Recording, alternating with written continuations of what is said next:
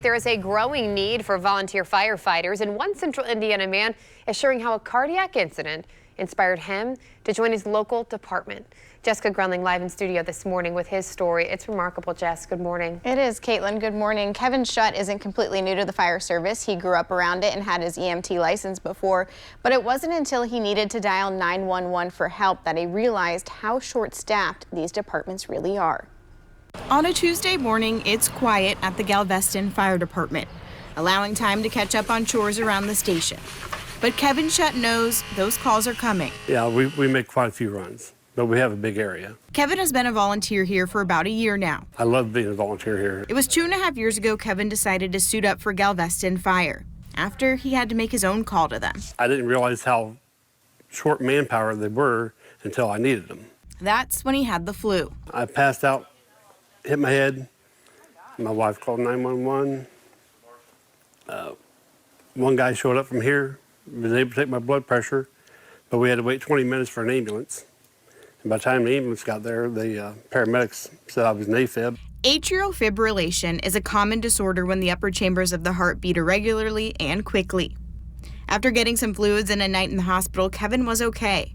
It was then he made a decision. Yeah, I decided I could be a help. I was getting ready to retire. I thought I could be around all the time.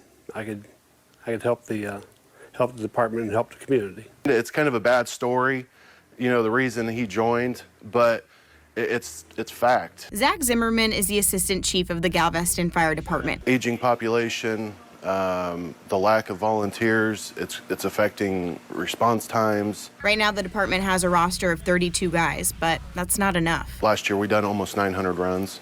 Crazy for a volunteer department. There's a lot of times where we've have such a shortage, you only have one person go on a call. Zimmerman says they get backup from other departments, but they're also in the same boat. Across the state, there are 800 volunteer and rescue fire departments, and more than 80% of all first responders in Indiana are volunteers. It'd be nice if there was more that we could offer.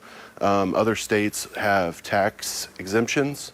Indiana offers basically nothing. So a year ago when Kevin showed up, I was through the moon. Showing that being a volunteer comes down to wanting to help your community. The people need help, and when they need help, they expect somebody to show up, and that's what we're here for.